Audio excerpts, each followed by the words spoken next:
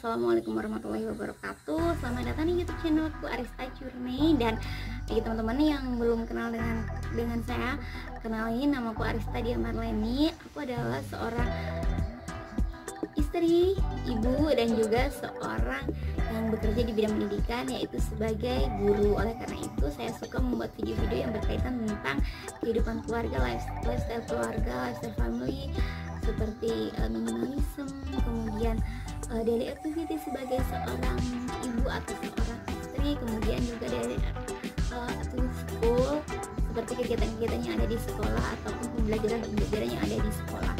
Nah, di video kali ini saya ingin membagikan kepada teman-teman itu tentang 8 tips memulai gaya hidup minimalis. Di video sebelumnya saya sudah sedikit membahas tentang seni hidup minimalis by Francine J. Kemudian untuk kali ini itu saya akan share ke teman-teman itu tentang 8 tips. Jadi tips untuk memulai gaya hidup minimalis sendiri.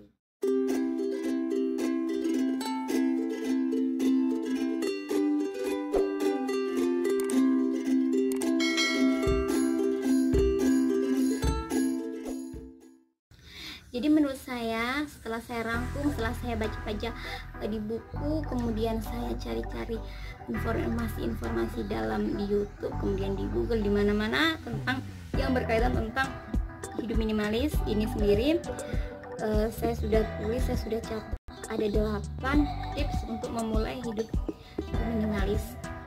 Nah, yang pertama yaitu tetapkan aturanmu, tulis pada jurnal. Jadi gaya hidup minimalis itu sendiri sebenarnya berbeda untuk setiap orang, karena kebutuhan setiap orang itu sebenarnya berbeda.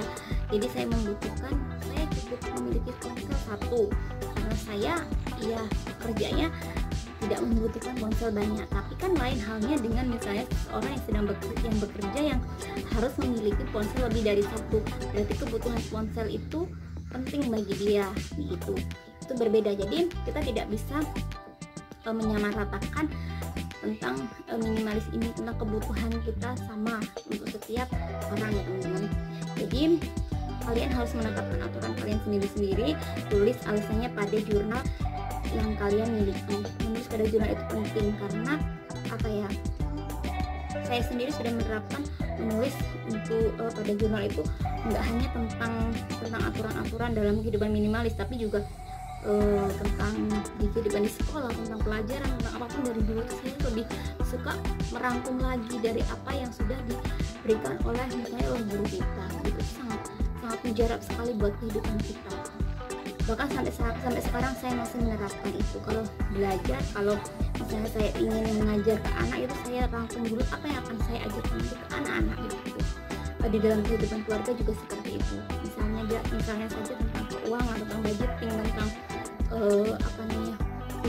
weekly planner gitu. Saya selalu menulis di jurnal, saya selalu menulis di buku, karena itu benar-benar sangat membantu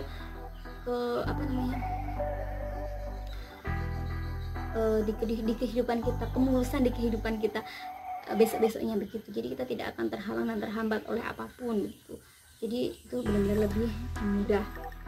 Nah, ada sebuah aturan yang mungkin bisa Anda ikuti menurut Max Page dalam ini tentang kehidupan minimalis ya. Menurut Max Page itu aturan 6 bulan dapat digunakan ketika kita memiliki keinginan untuk membeli sebuah barang.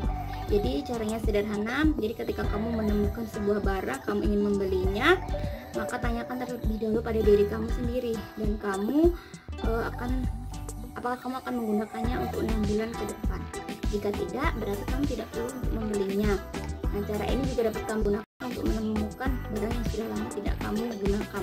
Jadi kalau barang sudah tidak digunakan lebih dari 6 bulan, bahkan 1 tahun 2 tahun, berarti sebenarnya kita tidak membutuhkan barang itu kan, kecuali itu memang barang yang hanya dipakai di musiman gitu. Contohnya kalau saya sendiri kan tinggal dengan keluarga di daerah di persawahan gitu. Jadi kami memiliki alat sawah yang hanya digunakan misalnya pada musim panen.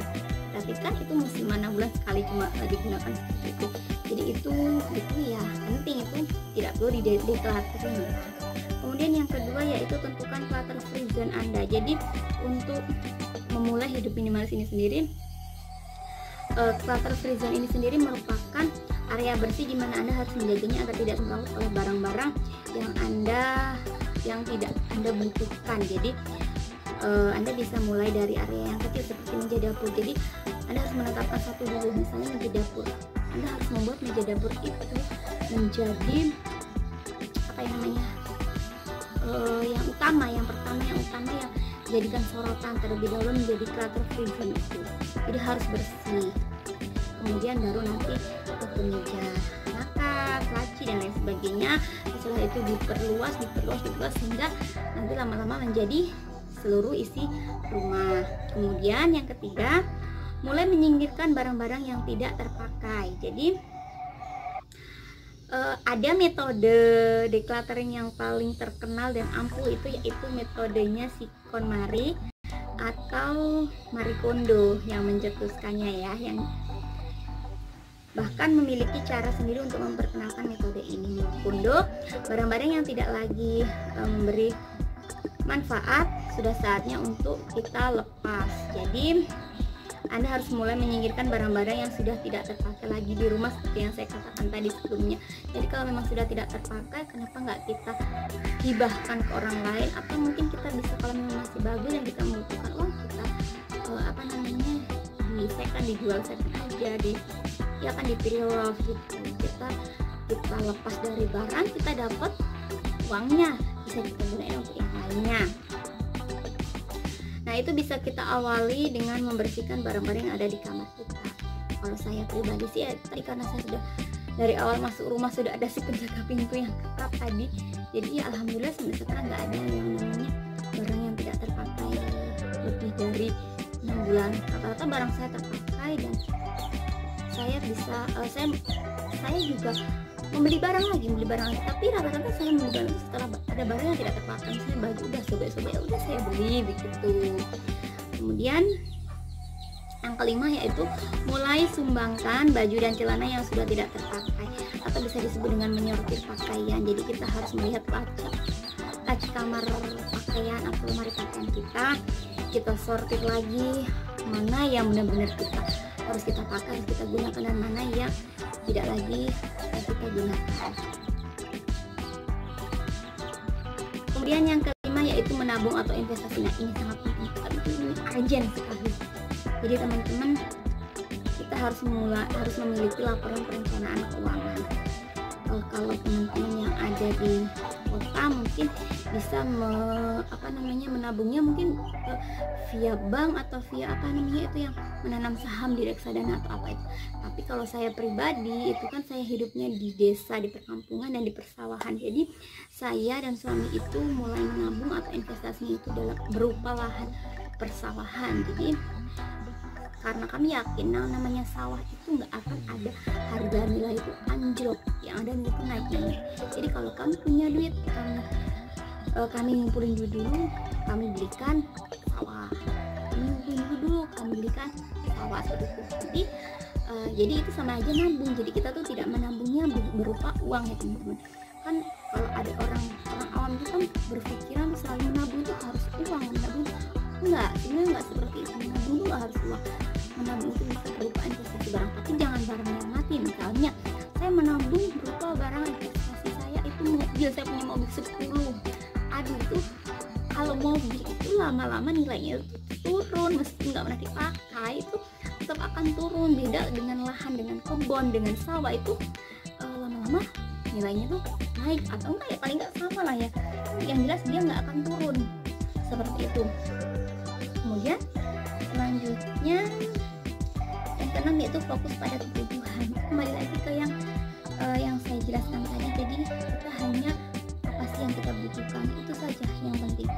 Kalau kita butuh ini ya ini, itu ya itu, nggak usah ini itu, kita dapatkan semuanya. Itu hanya akan memperkeruh suasana dalam keadaan rumah yang ada. Kita nggak akan menjalani hidup minimalis, malah kita akan menjalani hidup yang konsumtif. Kemudian yang ketujuh, eat and buy lovely.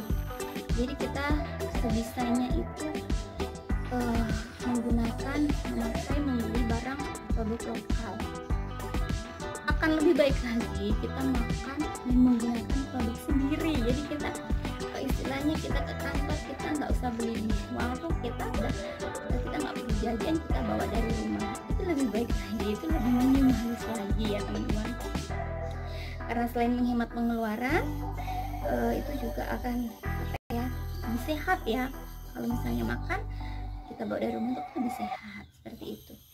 Kemudian yang ke-8 dan yang terakhir adalah mempunyai rasa bersyukur.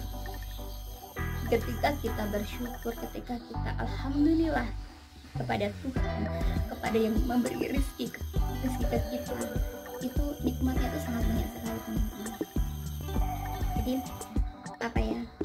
nikmati sesuatu itu tanpa terobsesi, karena kebanyakan dari kita itu hidup dalam lingkungan itu yang terobsesi, terlalu banyak obsesi. Jadi tetangga saya punya ini, saya harus punya ini, saya punya itu, saya harus punya itu, dan lain sebagainya. Yang ada hidup kita nanti akan semakin dan semakin pusing, puyeng kita untuk menjalani kehidupan ini sendiri.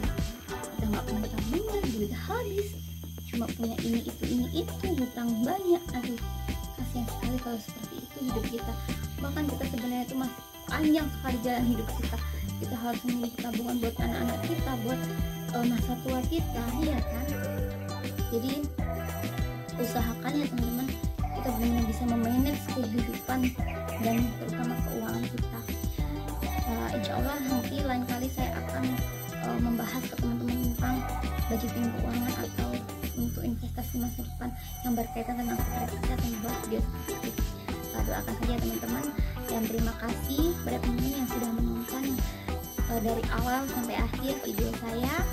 Semoga bermanfaat buat teman-teman dan teman-teman bisa terinspirasi untuk menjalani hidup ini.